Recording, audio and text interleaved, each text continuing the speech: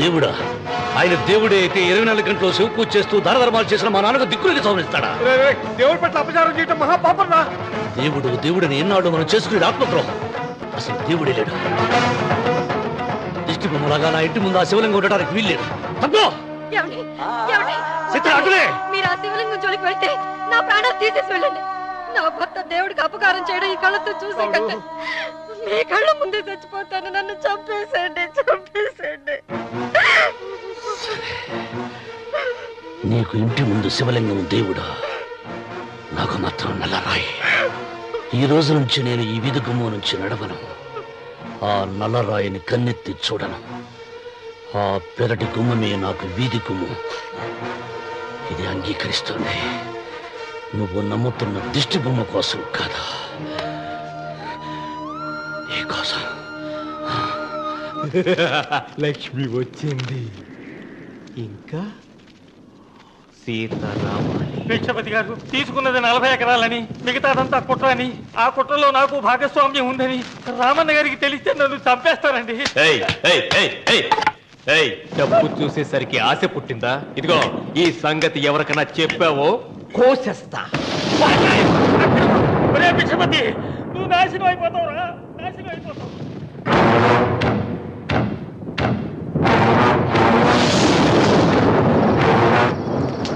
ఇంత రాత్రి పూట ఎక్కడికి వెళ్తావు నాయనా? నీకు తెలీదమ్మా, తెల్లారేలోగా ఊరు తెలియ పారిపోకపోతే ఆ భిక్షపతి మనల్ని చంపేస్తాడమ్మా. తొందరగా పద, తొందరగా పద. ఊరుదిలి పారిపోతున్నావా లోకేశ్వరరావు? అది నాకంతా తెలుసు. అయ్యా అయ్యా అయ్యా, నీకు ద్రోహం చేశాను, నన్ను క్షమించండి అయ్యా. నేను క్షమిస్తా. మరి భిక్షపతి వదలొద్దు. నీకు ఉపాయం చెబుతా. అన్వర్, నీ ప్రాణాలకు భిక్షపతి మూలంగా ప్రమాదం ఉందని నీ చేతులతో నువ్వే రాసు. నేను కాపాడతాను. దాన్ని జాగ్రత్తగా మడిచి నీ జేబులో పెట్టుకో. అర్థం కాలేదా? నీ ప్రాణాలను నా చేతుల్లో పెట్టావుగా. మీ అమ్మను జాగ్రత్తగా ఇంటికి తీసుకుని వెళ్ళు. వెళ్ళు. వస్తాం బాబు. పద.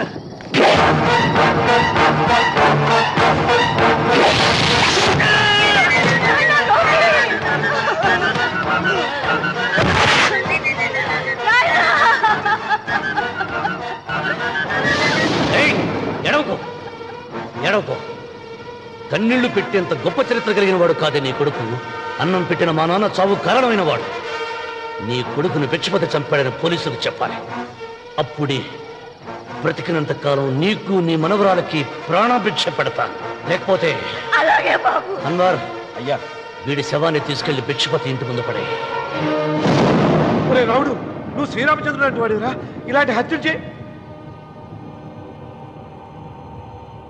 మా నాన్న పెట్టిన పేరు రామన్న,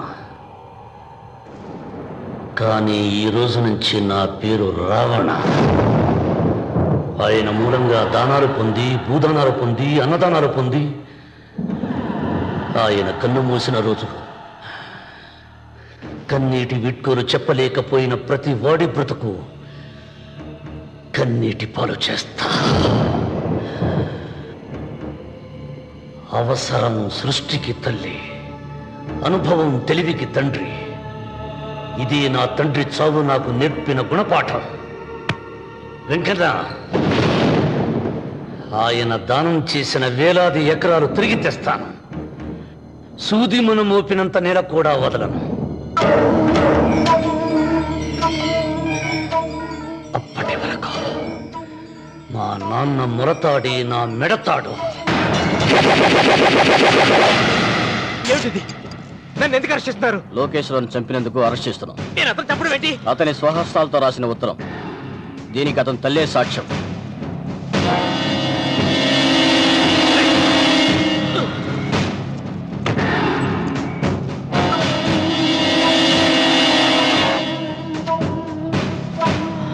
పద.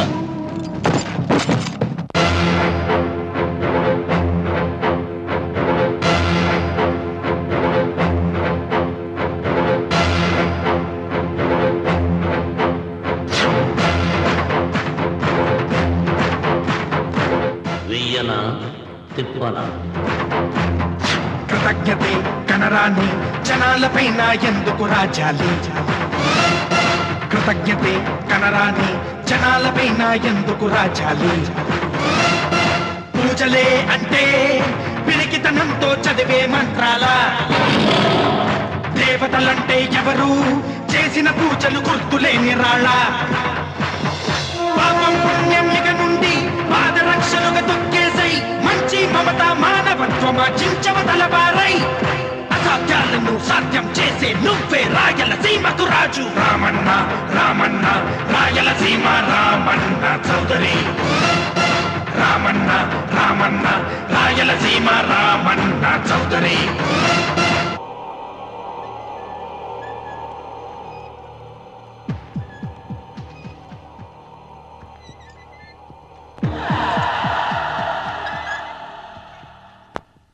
అన్వర్, అయ్యా 100 మంది పనివాళ్లను ఒక బుల్డోజర్ను ఆలయం దగ్గర తీసుకురా. దాన్ని పడగొట్టించాలి. ఒరే రావుడు, అబ్బాయి పెళ్లి ఎంతవరకు ఆగమన్నారు, అంగీకరించారు. ఇప్పటికి ఆగే ప్రసక్తి లేదు. దేవుడి జోడికెళ్తే మహాపాపం రా. దేవుడా? వాడి పేరేంటి? శివుడు. మరి బ్రహ్మ, విష్ణువు, రాముడు, కృష్ణుడు, వినాయకుడు, సుబ్రహ్మణ్యం, లక్ష్మి, సరస్వతి, పార్వతి వాళ్ళు దేవుళ్లే. అల్లా, క్రీస్తు వాళ్ళు దేవుళ్లే. వీళ్ళల్లో ఎవడు గొప్పవాడు? వాళ్ళ నమ్మకాలను బట్టి వాళ్ళ దేవుడినే గొప్పవాడు అనుకుంటారు. అని సరిపెట్టుకోవడం లేదు. మా దేవుడు గొప్ప, మా మతం గొప్ప అని ఒకరినొకరు నరుక్కుని చూస్తున్నారు. నిజంగా దేవుడని వాడుంటే కొంతమందికి ఎందుకు అన్నం దొరకడం లేదు? కొంతమంది చిన్న వయసులోనే విధవరాళ్ళు ఎందుకు అవుతున్నారు? కొంతమంది పశ్చిమలోనే తల్లిదండ్రులు ఎందుకు పోగొట్టుకుంటున్నారు? అది వాళ్ళ కర్మ. కర్మ అంటే పూర్వజన్మలో చేసుకున్న పాపం. ఆ పాపం నుంచి నీ దేవుడు కూడా వాళ్ళని రక్షించలేడా? రక్షించలేడు. అటువంటప్పుడు నీ దేవుడికి పూజలు ఎందుకు చెయ్యాలిరా? కన్న బిడ్డల్ని సరిగా చూడలేని వాడు తండ్రి కాదు, అందరికీ అన్నం పెట్టలేని వాడు దేవుడు కాదు. వెంకన్న, నువ్వు సద్బ్రాహ్మణుడివి. వేదాలు చదివావు, ఉపనిషత్తులు చదివావు, పురాణాలు చదివావు. నేను ఏమీ చదువుకోలేదు. అసలు దేవుడి ఆకారం ఎలా ఉంటుందో చెప్పు. ఆయనకు ఆకారం లేదు, నిరాకారుడు. అటువంటప్పుడు గుడులెందుకు, గోపురాలెందుకు, వాటిలో విగ్రహాలెందుకురా? నేను చెబుతాను వినరా. గాలి దేవుడు, అది మనం పీల్చకపోతే చచ్చిపోతాం. నీరు దేవుడు, అది మనం తాగకపోతే బ్రతకలేము. భూమి దేవుడు, అది లేకపోతే మనకు అన్నం దొరకదు. అమ్మ నాన్న దేవుడు, వాడు లేకపోతే మనం అసలే లేవు. చదువు నేర్పిన గురువు దేవుడు, కష్టంలో, నష్టంలో, సుఖంలో, దుఃఖంలో దగ్గరుండే స్నేహితుడు. స్నేహితుడు అంటే నువ్వు నాకు దేవుడివి. నీకు మొక్కుతాను రా, అంతేగాని ఆ నల్ల రాళ్ళకి రెపరెక్కి కాదు. అంటే గుడి మెట్లకి మొక్కే వాళ్ళంతా మూర్ఖులా? నైవేద్యం పెట్టి నమస్కారాలు చేసే వాళ్ళంతా పిచ్చివాళ్ళ? గుండు గీయించుకుని పొర్లు దండాలు పెట్టేవాళ్ళంతా అమాయకులా? అవును. ఒక గుడి చూపించి ఆ గుడిలో దేవుడు వరాలు ఇవ్వడు అని చెప్పు. ఆ గుడి మెట్లలో ఒక్క మెట్టు కూడా ఎవడో ఎక్కడ. నైవేద్యం పెడతారన్నావు కదూ, ఎందుకో తెలుసా? పెట్టిన క్షీరాన్నాలు, దద్దోజనాలు, పులిహోరాలు మనం మెక్కుతామని తెలిసి, అదే దేవుడు తింటాడని తెలిస్తే శనగ చెక్క, ఒక బెల్లపు ముక్క కూడా పెట్టరా. వెంట్రుకలు ఇస్తారన్నావు కదూ, దేనికి? మళ్ళీ ములుస్తాయన్న ధైర్యంతో గుండు గుట్టించుకున్నాక జన్మలో ఒక్క వెంట్రుక కూడా మొలవదు అని చెప్పు. ఒక్కడు కూడా గుండు గుట్టించుకోడు. ఒరే రావుడు, గీతలో శ్రీకృష్ణుడు ఏం చెప్పాడో తెలుసా? చిచి! 16,000 మంది గోపికలతో సరసం, 8 మంది పెళ్లాలతో కాపురం చేసిన కృష్ణుడు ఎలా వేల్పు? వాడు చెప్పిన గీత మన తల రాత. వెంకన్న, నా దృష్టిలో భగవంతుణ్ణి పూజించే వాళ్ళు 2 రకాలు. భయంతో పూజలు చేసేవాళ్ళు, ఆశతో మొక్కేవాళ్ళు. పాపం చేశాం, ఆయనకు దండం పెట్టి చేసిన పాపాన్ని ఏదో ఒక రూపంలో హుండీలో వేసేద్దామనుకునే వాళ్ళు మొదటి రకం. మొక్కితే ఏదో దక్కుతుందని ఆశపడేవాళ్ళు 2వ రకం. నా భూమి నేను సొంతం చేసుకున్నాను కాబట్టి అది పాపం కాదా? భయం లేదు. ఏదో అయిపోవాలనే ఆశ, తపన నాకు లేదా? ఈ రామన్న చౌదరి నిన్న జరిగింది మర్చిపోడు, నేడు జరగాల్సింది వాయిదా వేయడు, రేపటి గురించి ఆలోచించడు.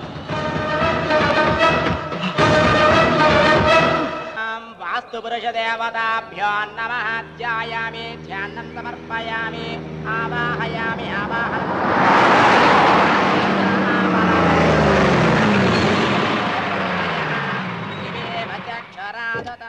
రండి రామణ చౌదరి గారు. నా పేరు వెంకటరావు, నేను సివిల్ ఇంజనీర్ని. మీరు ఎంతో గొప్ప మనసుతో బోల్డ్ అంత పొలం పోగొట్టుకుని 6 మైళ్ళ రోడ్డు వేద్దాం అనుకున్నారు. కానీ ఇప్పుడు మీ పొలంతో అవసరం లేకుండా గవర్నమెంటే రోడ్డు శాంక్షన్ చేసింది. ఆ ఆలయం కూడా పడగొట్టక్కర్లేదండి. చెరువుకు అడ్డంగా వంతెన నిర్మిస్తున్నారు. 2 మైళ్ళ దూరం కూడా తగ్గుతుంది.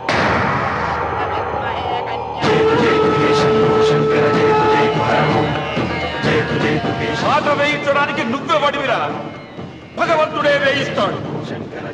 అమ్మవారి ఆలయాన్ని నువ్వు తాకలేవు. పూలు వేయండి రామన్న గారు. ఆయన ఎవరు? జటాధారి స్వాముల వారు. నీకు తల్లిదండ్రులు ఉన్నారా? లేరు, చనిపోయారు. ఫోటో ఉందా? ఉంది.